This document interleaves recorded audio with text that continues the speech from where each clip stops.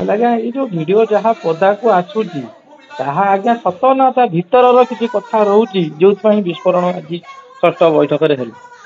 କଣ ହେଇଛି ବୁଝେଇନି ତ? ବୋଲି ଆଜି ଯୋଉ ଆପଣଙ୍କୁ ଯେ ଅସମ୍ମାନ କରୁଛନ୍ତି ବୋଲି ଯୋଉ ଜିଲ୍ଲା ପରିଷଦ ଉପାଧ୍ୟକ୍ଷ ଯୋଉ ଅଭିଯୋଗ ଆଣିଲେ ଏବଂ ଆପଣ ତାକୁ ଠିକଣା ଢଙ୍ଗରେ ଜବାବ ଦେଲା ପରେ ଯୋଉ ଦେଖାଗଲା ସେ ଯୋଉ ବୈଠକ ଗୃହ ଭିତରେ ଯୋଉ ଗୋଟେ କିଛି ସମୟ ପାଇଁ ଯୋଉ ବିବ୍ରତ ଲାଗି ରହିଥିଲା ଏହା ସେ ପ୍ରକୃତ କାରଣ କଣ? କାରଣ କଣ? ପଞ୍ଚାୟତ ରାଜ ବ୍ୟବସ୍ଥା ବିଷୟରେ ଟିକେ ଭାବର ଆଦାନ ପ୍ରଦାନ କରୁ ଆଉ ନାଇଁ ଆମର କେମିତି ପ୍ରଶ୍ନ ହଉଛି କେମିତିଆ ସମ୍ମାନ ଜିଲ୍ଲା ପରିଷଦ ଖୋଜୁଛନ୍ତି, କେମିତି ସମ୍ମାନ ଚାହୁଁଛନ୍ତି, ଆଜ୍ଞା ସେଠି କେମିତି ସମ୍ମାନ ଦଉଥିଲେ ଅତୀତରେ ସରପଞ୍ଚ ନୋମିନି ମାନଙ୍କୁ। ଆଜ୍ଞା ନାଇଁ ତାହାର ତ ଲମ୍ବା ତାଲିକା ରହିଛି ନିକଟରେ। ସେଇଗୁଡା କହୁଥିଲ।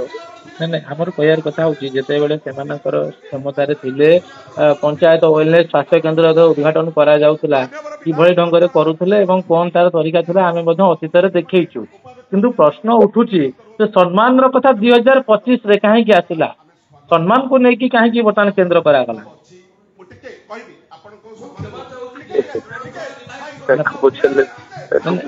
ପ୍ରକୃତ କଥା ହେଉଛି ଏହା ସମ୍ମାନକୁ ନେଇକି ଏ ହଟ୍ଟଗୋଳ ନା ତା ଖବର ଭିତରେ ଆଉ କଣ ରହୁଛି ଯୋଉଟା ପ୍ରକୃତ ତଥ୍ୟ ପଦାକୁ ଆସିପାରୁନାହିଁ? ମିଡିଆରେ ରହିବା ପାଇଁ ଚର୍ଚ୍ଚାରେ କିଏ ଉଭୟ ରହିବା ଲାଗି ଚାହୁଁଛନ୍ତି ନା ସେମାନେ ସେମାନଙ୍କ ଅସ୍ତିତ୍ୱ ଆମର କିଛି ରହିବା ନାହିଁ କାରଣ ଆମର ତ ସେ ଜିଲ୍ଲା ପରିଷଦ ମିଟିଂ ତ ସିଏ ଡାକିଥିଲେ।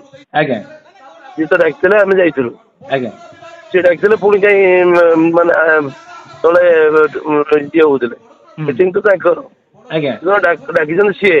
ଆଜ୍ଞା ନାଇଁ ଆପଣ ସିଧାସଳଖ ଭାବେ ଯୋଉ ପ୍ରସଙ୍ଗ ଉଠାଇଥିଲେ 2018 ମସିହା ପରଠାରୁ ତ୍ରିସ୍ତରୀୟ ପଞ୍ଚାୟତ ରାଜ ବ୍ୟବସ୍ଥାରେ କୌଣସି ପଞ୍ଚାୟତ ପ୍ରତିନିଧିଙ୍କୁ ସମ୍ମାନ ଦିଆଯାଉଥିଲା କି?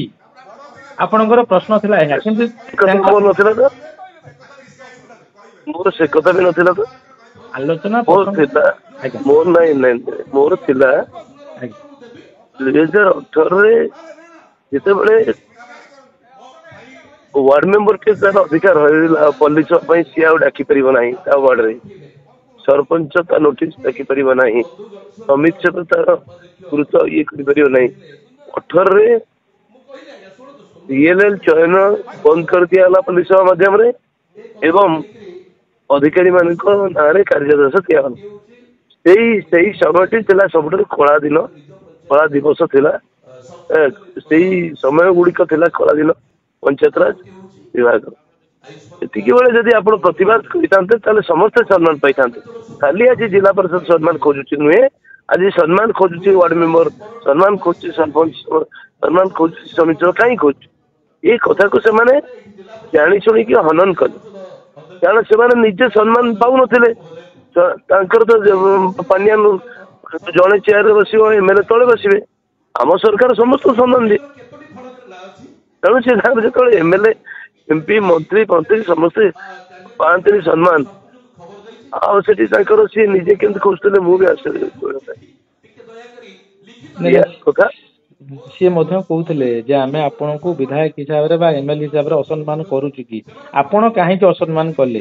ଏ ଯୋଉ ବୋଧେ ଆଉ ବୋଧ ହୁଏ ଏ ଦୁଇଟି ଶବ୍ଦକୁ ନେଇକି ଯୋଉ ବିବାଦ ଲାଗି ରହିଲା ଯେ ଯାହା ଆମେ ସେ ଘଟଣାର ସାରାଂଶ ବୁଝିଲୁ ମାତ୍ର ଦୁଇଟି ଶବ୍ଦକୁ ନେଇକି ବୋଧେ ଆଉ ବୋଧ ହୁଏ।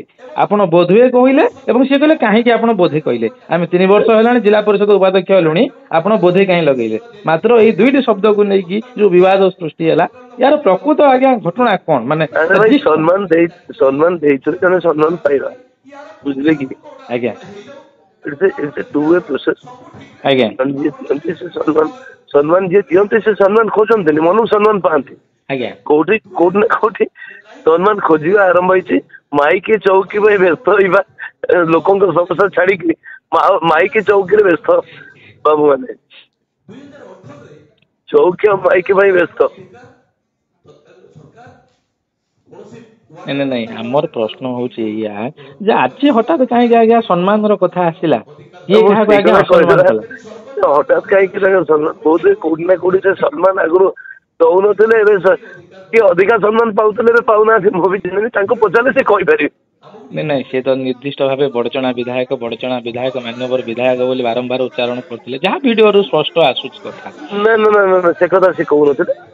ବିଧାୟକ ଅମୁକ ମିଟିଂ ରେ ଥିଲେ, ସେଠି ଆମକୁ କିଛି ଡକା ହେଇନଥିଲା ବୁଝିଲେ କି ଆଜ୍ଞା ସେ କହିଲେ ମୁଁ କହିଲି 2022 ରେ ପଞ୍ଚାୟତ ନିର୍ବାଚନ ସରିଛି ଆଜ୍ଞା ଆମର ବି ସେଠି ଅନେକ ସରପଞ୍ଚ ନୋମିନି ଥିଲେ ହଁ ଆପଣ ଗୋଟେ ସଂଖ୍ୟା ଲଗାଉଥିଲେ 15 ରୁ 17 ସଂଖ୍ୟାର ସରପଞ୍ଚ ଥିଲେ ଏବଂ ତାଙ୍କର ବାବୁ ମାନେ ମନ୍ତ୍ରୀ ମାନେ ଯେତେବେଳେ ଯାଉଥିଲେ ମୁଁ କହିଲି ସେଇ ଜିଲ୍ଲା ପରିଷଦ ଅଧ୍ୟକ୍ଷ ହେଇକି ଅଛନ୍ତି ସମସ୍ତ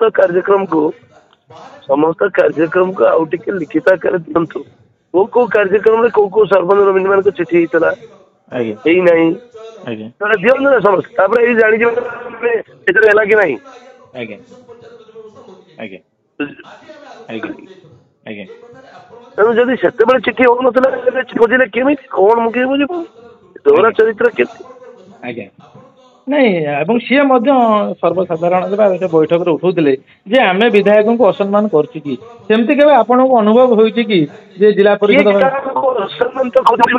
ବୈଠକ ତାଙ୍କର ଆଜ୍ଞା ତାଙ୍କ ବୈଠକ ସିଏ ଡାକିଛନ୍ତି ତାହେଲେ ଏହାର ଆଉ ଏକ ଦିଗ ଦେଖାଯାଇପାରେ କି ଯେ ସେମାନଙ୍କ ବୈଠକରେ ଦିଗହରା କରିବା ଲାଗି ଏହା ଏକ ପ୍ରାୟୋଜିତ କାର୍ଯ୍ୟକ୍ରମ ଥିଲା କି କିଛି ନାହିଁ ସଂସ୍ଥାରେ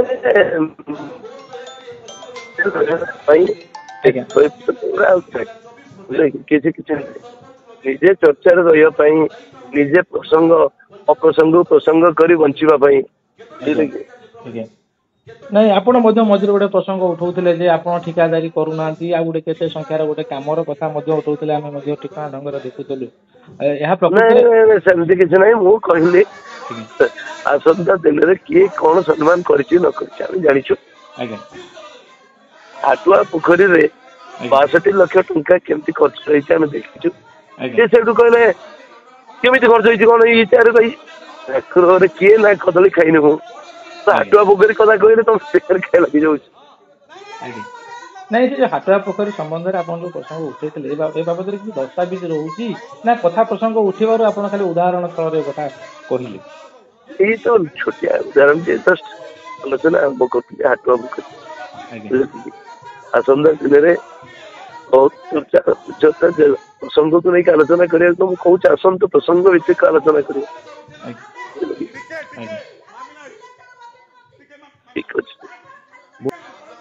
अधिक खबर जानिबा लगी यूट्यूब रे Austin news Odia YouTube channel को सब्सक्राइब करंतु फेसबुक रे लाइक करंतु शेयर करंतु एवं आपणकर बहुमूल्य मतामत कमेंट बॉक्स रे कमेंट करंतु जहां हमको आगो को बढ़िया लगी सहायक हो।